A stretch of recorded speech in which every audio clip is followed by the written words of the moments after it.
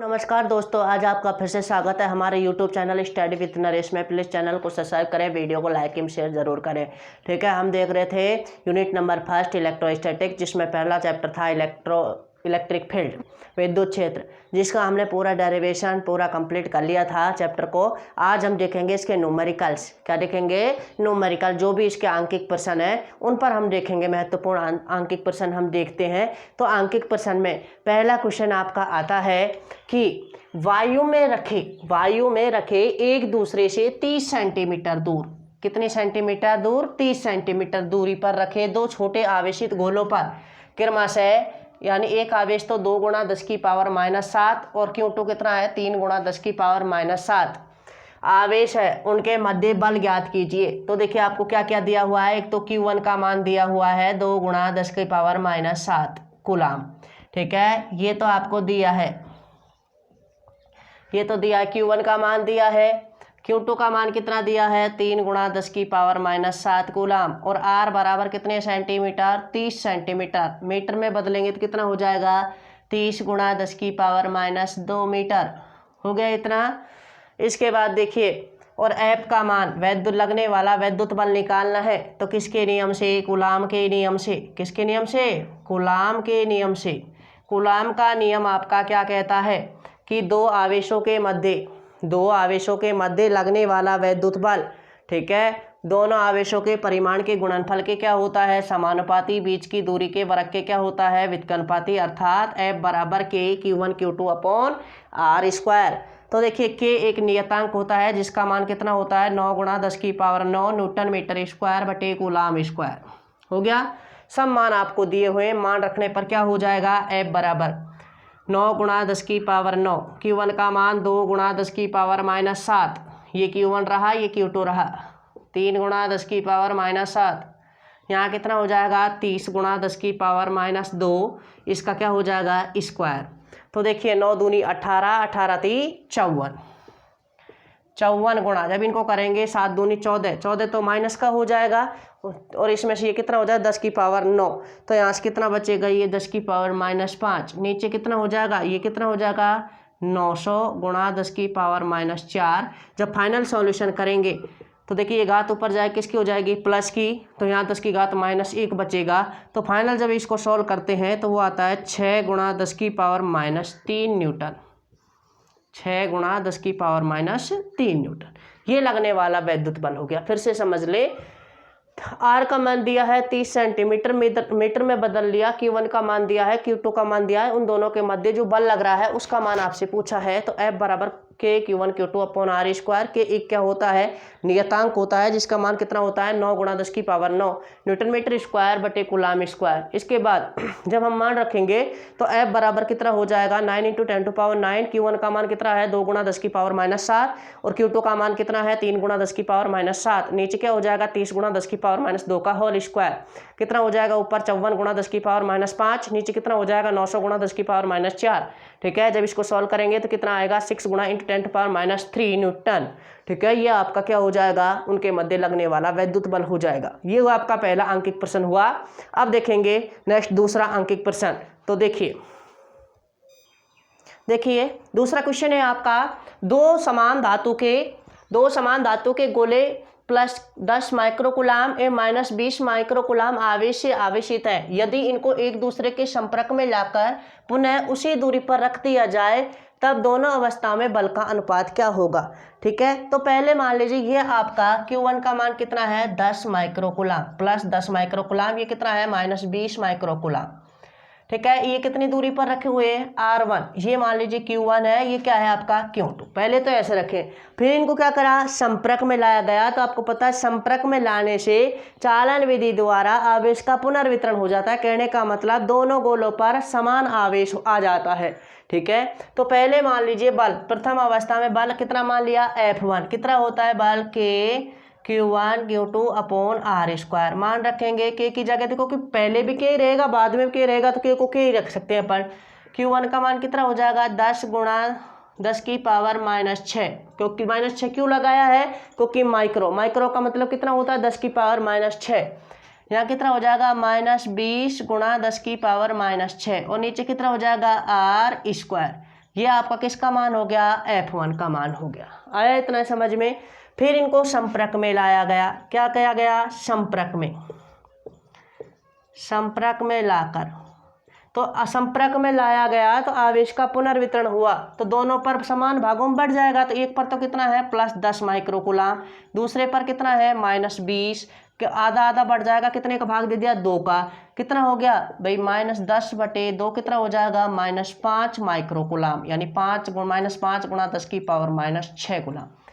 पहले पर भी -5 माइक्रोकूलाम हो जाएगा, दूसरे पे भी कितना हो जाएगा, -5 माइक्रोकूलाम हो जाएगा। इस अवस्था में बल कितना मान लिया, F2 K Q1 Q2 upon R²। तो कितना हो जाएगा यहाँ से, K -5 गुणा 10⁻⁻6 -5 गुणा 10⁻⁻6 अपॉन कितना हो जाएगा, R²। ये समीकरण कितनी हो गई आपकी, 2। अब क्या निकालना है आपको, F1/F2 निकालना है, F1/F2। तो देखिए F1/F2 दोनों अवस्थाओं में बल का अनुपात। तो पहले का मान रख दीजिए यहाँ से, K गुणा 10 गुणा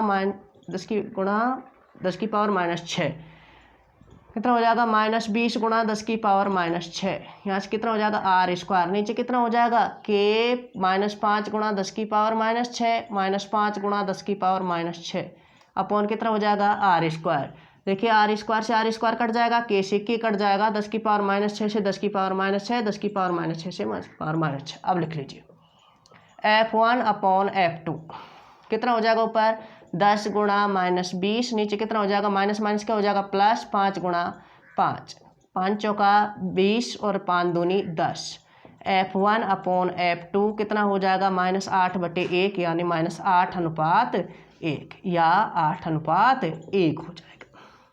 यह आपका सेकंड न्यूमेरिकल था। फिर से समझ लीजिए एक बार कि भाई 2 आवेश हैं, दोनों के मध्य पहले बल निकाल लिया, प्रारंभिक अवस्था में जो बल लग रहा था। फिर यहाँ ये मेन बात है कि जब संपर्क में लाएंगे, क्या करेंगे अपन, संपर्क में लाएंगे, आवेश का पुनर्वितरण होगा, दोनों पर समान भागों में बढ़ जाएगा। तो एक पर तो +10 है, एक पर -20 है, तो बटेगा तो कितना बचेगा यहाँ पर भाई, इस -20 वाले से इधर जाएगा तो -10/2 कितना हो जाएगा, -5 माइक्रोकूलाम। माइक्रो का मतलब होता है 10⁻⁻6, यानी Q1 भी कितना रहेगा, -5, Q2 भी कितना रहेगा, -5।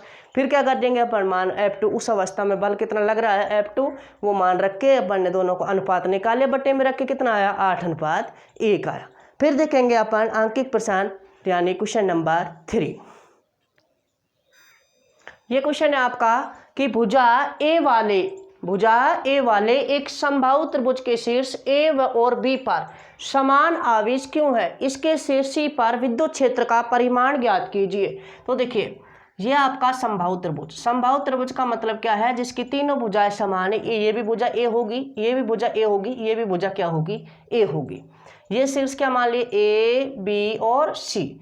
ये कोण भी कितने डिग्री होगा इसमें, 60 डिग्री। ये कोण भी कितने डिग्री होगा, 60 डिग्री। ये कोण भी कितना होगा, 60 डिग्री। यहाँ पर भी आवेश ए और बी पर कितना है, समान आवेश क्या है, क्यों। और इसके शीर्ष सी पर क्या निकालना है, विद्युत क्षेत्र की तीव्रता। तो देखिए ये दोनों समान आवेश है, प्लस क्यों है, तो देखिए प्लस क्यू के कारण विद्युत क्षेत्र की तीव्रता कहाँ होगी, समान दिशा में। ये क्या होगी आपकी E1 होगी, E1 वेक्टर होगा या नहीं होगा।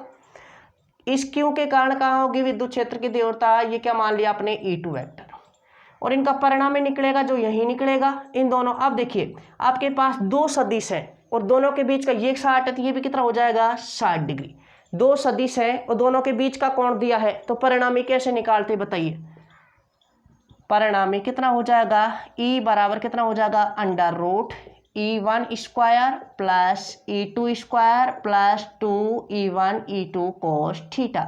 यानी 2 सदिश अपन 11th में पढ़ते हैं कि P व Q है, तो उनके बीच का परिणामी कितना होता है, √P² plus Q² plus 2PQ cos theta.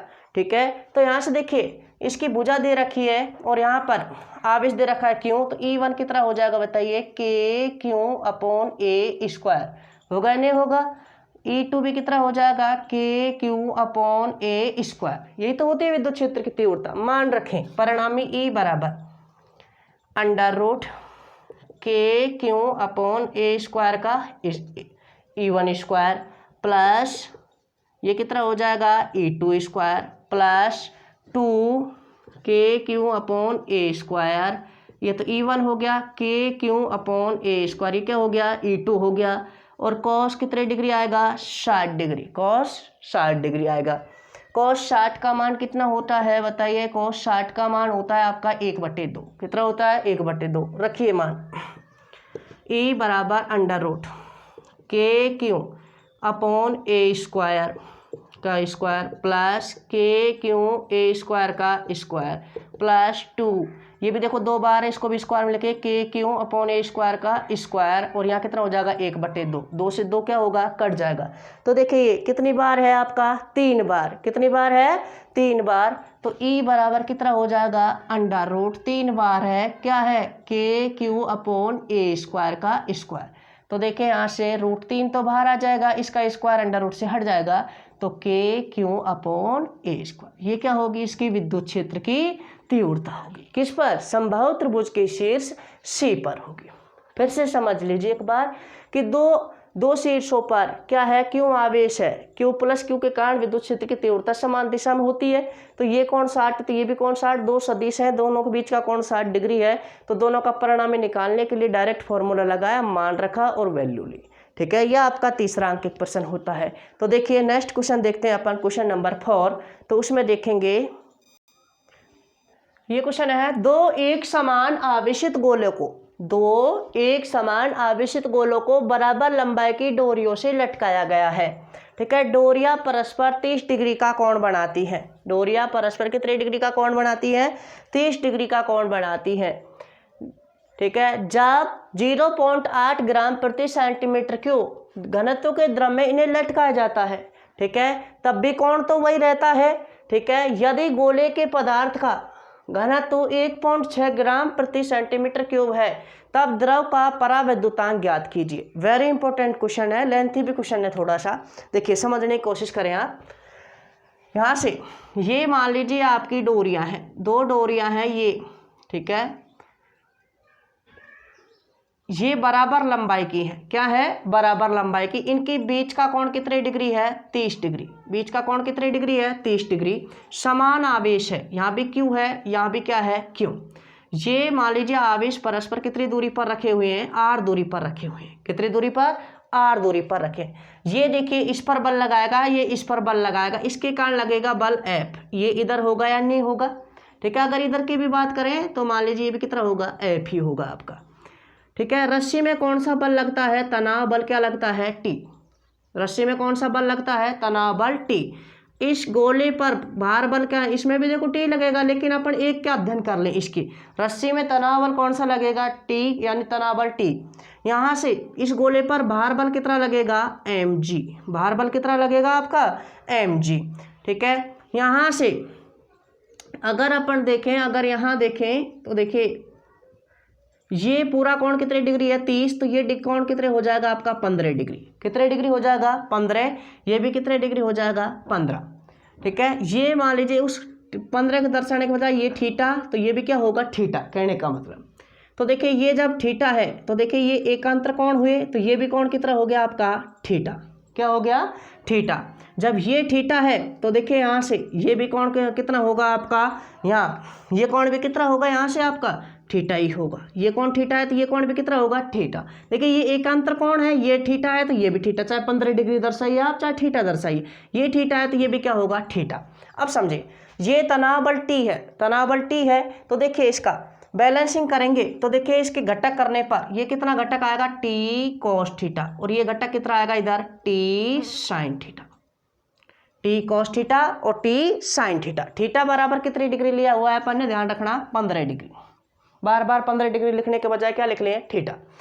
यहाँ से अब संतुलन की अवस्था में क्या है, देखिए यहाँ से आपका पहली समीकरण क्या बनेगी, देखो F किसको संतुलन कर रहा है T sin थीटा के, इधर है T sin थीटा किसको संतुलित कर रहा है बताइए F को। और F क्या होता है कूलाम बल या वैद्युत बल। कितना होगा K Q और Q दोनों पर समान आवेश। क्यों कितनी दूरी पर रखें r दूरी पर रखें, तो r स्क्वायर।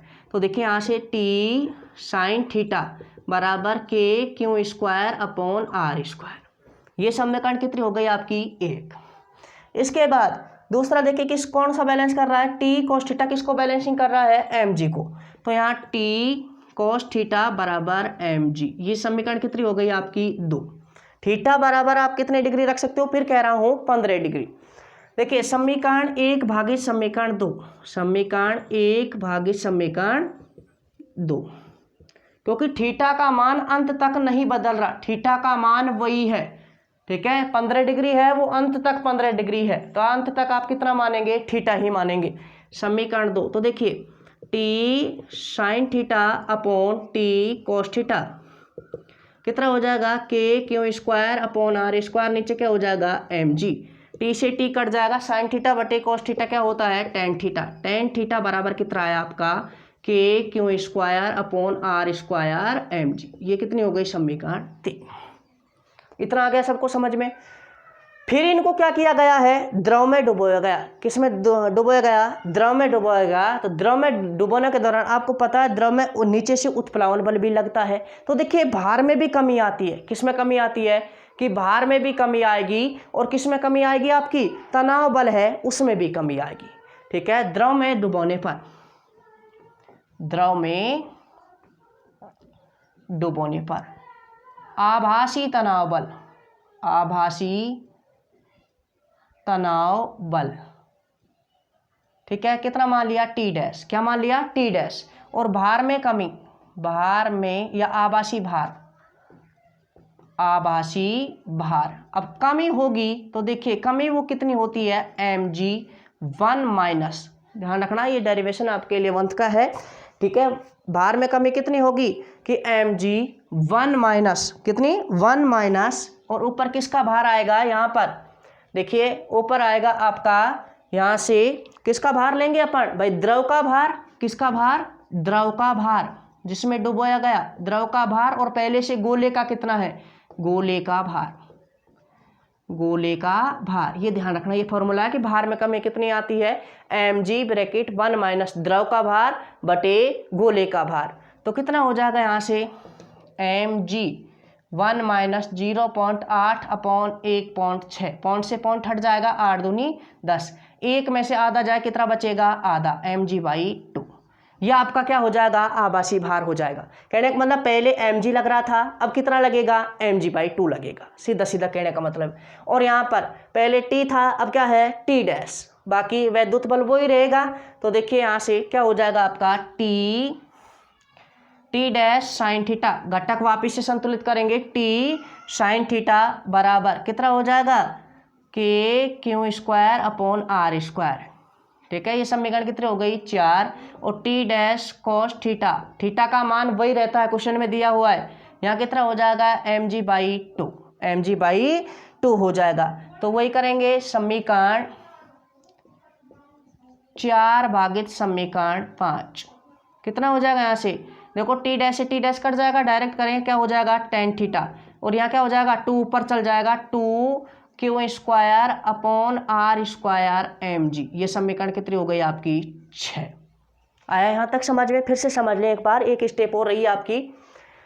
देखिए दो एक समान आवेशित गोलों को बराबर लंबाई की डोरी, ये बराबर लंबाई की क्या है डोरियां हैं, ये दोनों पर समान आवेश क्यों है, इनके डोरियों के बीच का कोण 30 डिग्री, आधा किया कितना हो जाएगा 15 डिग्री। रस्सी में तनाव बल क्या लगेगा टी, ठीक है।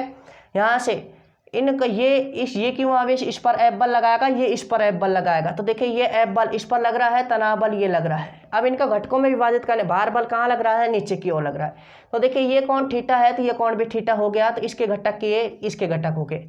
एम जी वाले घटक करेंगे तो इसका एक घटक तो ये होगा, ठीक है, अगर दूसरा घटक देखेंगे वो अलग देख लेंगे यहाँ से।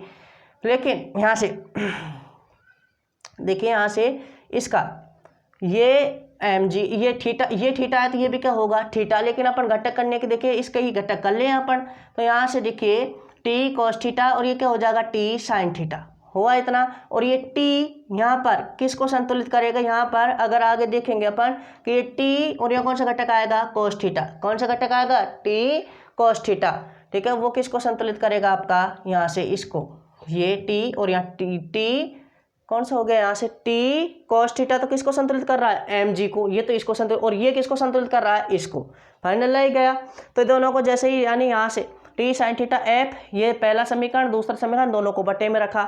द्रव में डुबोने पर आभासी भार कितना होता है कि भाई तनाव बल तो टी डैश मान लिया, एम जी 1 माइनस द्रव का भार बटे गोले का भार, ठीक है। ये आभासी आपका जो परिवर्तन होता है, कमी आती है, वो इतनी आती है। तो mg/2 हो गया और t की जगह क्या हो गया, t डैश हो गया। तो आपका समीकरण 3 और समीकरण 6। देखिए चाहे तो tan थीटा दोनों को बटे में रख दें, चाहे समीकरण देखो ये भी tan थीटा है, ये भी tan थीटा है, दोनों को बराबर रख दें। दूसरी देखिए बात, एक थोड़ा सा डेरिवेशन में यहाँ से फर्क क्या आया कि देखिए जब अपन द्रव में डुबाएंगे तो क्या आ गया, परावैद्युतांक आ गया। क्या आ गया, परावैद्युतांक। तो देखिए यहाँ से परावैद्युतांक आने की वजह से, परावैद्युतांक आने पर तो देखिए परावैद्युतांक आपका देखिए यहाँ k डैश मान लीजिए, इसको क्या माने, चाहे k डैश मानिए चाहे यहाँ से डायरेक्ट कर देते हैं। देखिए 1/4 पाई एप्सिलॉन, क्या हो जाएगा, एप्सिलॉन। यहाँ से एप्सिलॉन बराबर क्या होता है, एप्सिलॉन नॉट आर, एप्सिलॉन बराबर एप्सिलॉन नॉट एप्सिलॉन आर। तो यहाँ से कितना हो जाएगा कि यहाँ से 2 तो रहेगा ही, 1/4 pi epsilon nought epsilon R हो गया इतना। और समीकरण 3 को एक स्टेप और आगे बढ़ाएं तो क्या हो जाएगा, tan थीटा बराबर 1/4 pi epsilon not q square upon r square mg। समीकरण 3। द्रव में डुबाने पर क्या हो गया, द्रव एक परावैद्युतांक माध्यम की तरह व्यवहार करेगा। परावैद्युतांक के लिए क्या मान लिया, एप्सिलॉन, और एप्सिलॉन बराबर क्या होता है, एप्सिलॉन नॉट और एप्सिलॉन आर। एक स्टेप और रही है, थीटा का मान वही है। तो यहाँ से क्या हो जाएगा बताइए, समीकरण 3 व 6 से, समीकरण 3 बराबर समीकरण 6। तो कितना हो जाएगा, ये भी tan थीटा है, ये भी जब LHS बराबर है तो RHS भी क्या होंगे, बराबर। तो 1/4 pi epsilon not q square upon r square mg। यहाँ कितना हो जाएगा, 1/4 pi epsilon nought epsilon r q square, और यहाँ कितना हो जाएगा r स्क्वायर mg, और यहाँ कितना बच रहा है, ऊपर कितना चल रहा है आपका 2। देखिए 4 पाई एप्सिलॉन नॉट से 4 pi epsilon r square mg से r square mg, q square से q स्क्वायर। तो यहाँ से देखिए एक तो इधर बच ही गया, यहाँ 2/एप्सिलॉन r, तो एप्सिलॉन r बराबर कितना आ गया, 2। ये माध्यम का क्या हो जाएगा, परावैद्युतांक। क्या हो जाएगा, परावैद्युतांक। ये क्वेश्चन है आपका, ठीक है। थोड़ा लेंथी क्वेश्चन था लेकिन इजी है, ज़्यादा कोई कुछ नहीं है इसमें। देखिए नेक्स्ट क्वेश्चन देखते हैं, अंकित प्रश्न नंबर 5। देखिए नेक्स्ट क्वेश्चन है आपका क्वेश्चन नंबर 5। दो समरूप, क्वेश्चन नंबर 5, दो समरूप चालक B व C एक समान आवेश से आवेशित हैं, तो उनके मध्य प्रतिकर्षण तो हो गई, तो परस्पर F बल से प्रतिकर्षित होते हैं।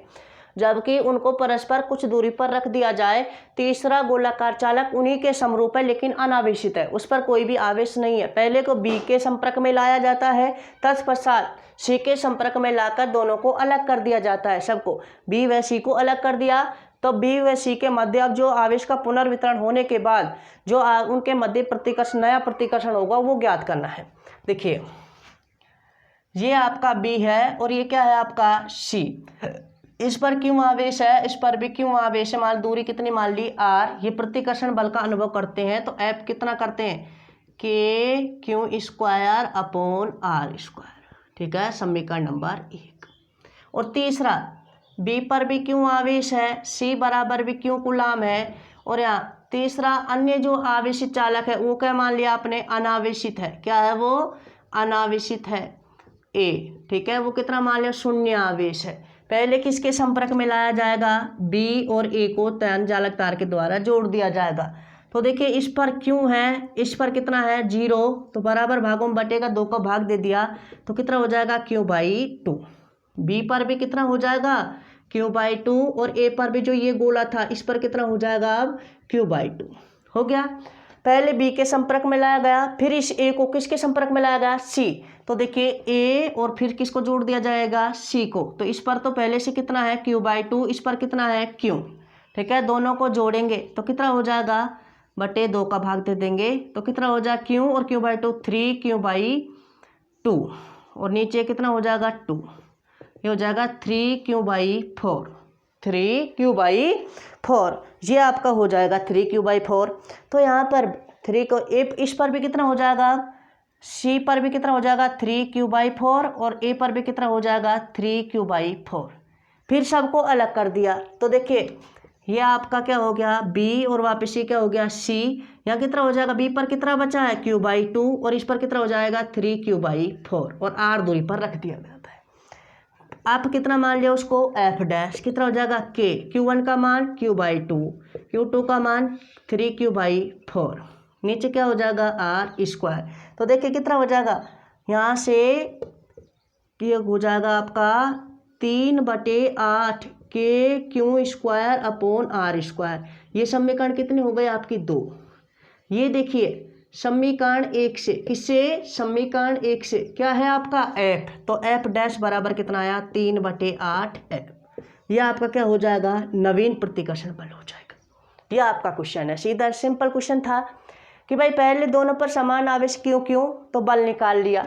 फिर जो अनावेशित है जिस पर शून्य आवेश, ए वाले पर कितना मान लिया शून्य आवेश, पहले बी के संपर्क में लाएंगे तो Q/2 और Q/2 हो जाएगा। फिर सी के संपर्क में ले जाएंगे, दोनों पर कितना हो जाएगा, दोनों का आवेश वितरण का मतलब है सब, जैसे मान लीजिए दो आवेशों को जोड़ा गया, आपको दो निकायों को जोड़ा गया तो वो दोनों में बराबर बढ़ जाएगा, दोनों के आवेश को जोड़ के 2 का भाग दे दें। तो यहाँ से 3Q/4 और 2 इस पर भी कितना हो जाएगा 3Q/4, फिर अलग कर लिया बी और सी को, तो यहाँ से दोनों पर वापस इस एक पर आवेश Q/2 हो जाएगा, दूसरे पर 3Q/4, फिर नवीन प्रतिकर्षण वही कूलाम के बल से निकाल, कूलाम के नियम से निकाल लिया। तो एफ डैश बराबर कितना आया 3/2 एफ। अब नेक्स्ट क्वेश्चन देखते हैं अपन। देखिए क्वेश्चन नंबर 6 है आपका कि चित्र में 4 बिंदु आवेश 2 सेंटीमीटर दूरी पर 2 सेंटीमीटर भुजा के वृत्त के कोनों पर स्थित है। वृत्त के केंद्र ओ पर विद्युत क्षेत्र की तीव्रता निकालनी है। देखो समझे, Q का मान दिया हुआ है, तो देखिए ये -2Q है, ये क्या है -Q है, और आपको पता है -Q के कारण विद्युत क्षेत्र की तीव्रता विपरीत दिशा में होती है। कहने का मतलब आपको यहाँ ये दूरी कितनी मान ली आपने, R मान ली, तो ये भी R होगी, ये भी R होगी, ये भी R होगी। तो यहाँ से देखिए -2 के कारण जो बल लगेगा वो विपरीत दिशा में लगेगा। विपरीत दिशा का मतलब जैसे मान लीजिए आपका ये कि तो O है और ये क्या है आपका -2Q है, ठीक है, इस पर निकालना है आपको। तो लगना कैसे, अगर भाई +Q होता है तो समान दिशा में लगता है ऐसे, अब विपरीत दिशा में ऐसे लगेगा, तो इस पर क्या होगा इधर, ये क्या हो गया आपका एक इधर होगी, और इसके कारण कहाँ हो गई इधर हो गई। तो देख रहे दोनों की दिशा यहाँ पर, इसको मान लीजिए अपन थोड़ी देर के लिए सपोज करें कि ये तो क्या मान लिया आपने E क्या ए, और ये क्या मान लिया EC। तो देखिए इन दोनों का परिणामी किधर आएगा, ये इन दोनों का परिणामी क्या मान लिया आपने E1, तो कितना आएगा EA - EC। भाई दोनों की दिशा विपरीत है, EA - EC, तो कितना हो जाएगा माइनस, देखिए यहाँ से Q का मान -2Q upon R square, minus यहाँ कितना हो जाएगा K - Q upon R square, minus minus क्या हो जाएगा plus, -2KQ upon R square और minus minus plus KQ upon R square. Final कितना बचेगा बताइए, यहाँ से कितना हो जाएगा -KQ अपॉन R स्क्वायर। समीकरण नंबर 1, ये किसका मान आ गया आपका E1 का, इन दोनों की, ठीक है। इसके बाद देखिए +Q के कारण विद्युत क्षेत्र की तीव्रता समान दिशा में होगी, तो यानी B किस पर विद्युत, B यानी +2Q के कारण विद्युत क्षेत्र की तीव्रता किस पर, +2Q के कारण, तो इसकी दिशा कहाँ होगी, ये होगी, होगी या नहीं होगी, और इसके कारण कहाँ होगी इधर होगी। तो इन दोनों का भी क्या निकाल लिया अपन ने, परिणामी निकाल लिया। तो ये मान लीजिए कि ये क्या है आपकी EB और ये क्या है ED। तो देखिए E वेक्टर की फॉर्म में लेना है तो वेक्टर की फॉर्म में ले सकते हो आप, ध्यान रखना है ना। तो यहाँ से क्या हो जाएगा E2 मान ले इसे, तो क्या हो जाएगा EB - ED, कितना हो जाएगा वही 2KQ upon R square minus KQ upon R square, कितना बचेगा KQ अपॉन R स्क्वायर। ये समीकरण कितनी हो गई। अब देखिए इसके कारण जो देखिए EA, भाई यहाँ से देखिए इधर कितने यानी कि -2Q के कारण परिणाम कितना है 2Q, और ये कितना है Q, तो फाइनल इसके कारण तो इधर आई और इसके कारण इधर आई, तो ये तो क्या हो गई फाइनल E1 और ये क्या हो गई फाइनल E2। भाई परिणाम के हिसाब से होगा, +2Q ज़्यादा है इधर और +Q है इधर, तो फाइनल किधर बचेगा इधर, -2Q के कारण इधर और -Q के कारण इधर, तो फाइनल किधर बचेगा A। तो यहाँ से देखिए E1 तो है आपका इधर, देखिए मैं यहाँ दर्शा रहा हूँ E1 तो ये है आपका और E2 आपका ये है, ठीक है। ये दूरी कितनी है R, ये भी कितनी है R, ठीक है। और इनके बीच में ये कौन विकर्ण आपका 90, वृत्त के विकर्ण 90 डिग्री पर क्या करते हैं एक दूसरे को प्रतिच्छेद कर, ये 90 डिग्री, तो देखिए ये 90 डिग्री हो गया। अब इनका परिणामी निकलेगा वो इधर ही तो निकलेगा, तो दो सदिश हो गया आपके E1 और E2, तो इनका परिणामी कैसे निकलेगा, E बराबर कितना होगा under root E1 square plus E2 square plus 2E1 E2 cos theta. Cos कितने डिग्री, 90 डिग्री। कोस 90 का मान कितना होता है, 0। कितना होता है, 0। तो ये तो कितना किस में चला गया, 0 में चला गया। तो फाइनल E बराबर कितना आया, अंडर रूट माइनस के क्यू अपॉन कितना हो जाएगा बताइए, आर स्क्वायर का स्क्वायर प्लस के क्यू आर स्क्वायर का स्क्वायर। कितनी बार है, 2 बार, तो कितना हो गया रूट 2 के क्यू अपॉन आर स्क्वायर का स्क्वायर। तो फाइनल कितना आया बताइए, ई बराबर अंडर रूट 2 के क्यू अपॉन आर स्क्वायर। अब इसमें देखिए एक तो आर का मान चाहिए, जबकि ये भुजा दी हुई है आपको, ये 90 डिग्री है, ठीक है, यानी इस प्रकार है ये, देखिए यहाँ से ये 90 डिग्री है और ये भुजा कितनी दी हुई है आपको, 2 सेंटीमीटर। कितने सेंटीमीटर, 2 सेंटीमीटर। ये कितनी है आपकी आर और ये भी कितनी है आर, तो कितना हो जाएगा यहाँ से R square plus R square, यानी लंब स्क्वायर प्लस आधार स्क्वायर बराबर कर्ण स्क्वायर, यानी 4। 2r स्क्वायर बराबर 4। कितना हो गया, आर स्क्वायर का मान कितना आया, 2। कितना आया आर स्क्वायर का मान, 2 सेंटीमीटर में, ठीक है। यहाँ से ये कितना आ गया आपका, 2 सेंटीमीटर आ गया। तो इसके बाद जैसे ही 2 सेंटीमीटर आया, यानी इसको सेंटीमीटर स्क्वायर है, फिर यहाँ से मीटर में बदलेंगे तो आर स्क्वायर का मान कितना हो जाएगा, 2 गुणा 10 की पावर माइनस 4, ठीक है। या देखो अगर ये समझ में नहीं आता है तो आर बराबर कितना कर सकते हो आप, रूट 2 कर सकते हो। उस किस में, सेंटीमीटर में। रूट 2 गुणा कितना हो जाएगा, 10 की पावर माइनस 2 सेंटीमीटर। स्क्वायर में निकालेंगे, देखिए 2 का स्क्वायर, रूट 2 का स्क्वायर 2 और ये कितना हो जाएगा, 10 की पावर माइनस 4 सेंटीमीटर स्क्वायर, ठीक है। ये हो जाएगा, क्यू का मान आपको दिया हुआ है। तो देखिए यहाँ से फाइनल डेरिवेशन अपन करते हैं यहाँ पर, तो कितना आता है देखिए। फाइनल डेरिवेशन करने के बाद तो देखिए ई बराबर रूट 2 9 गुणा 10 की पावर 9। क्यू का मान कितना दिया हुआ है, 0.02 माइक्रो का मतलब 10 की पावर माइनस 6। यहाँ कितना हो जाएगा नीचे, आर स्क्वायर का मान 2 गुणा 10 की पावर माइनस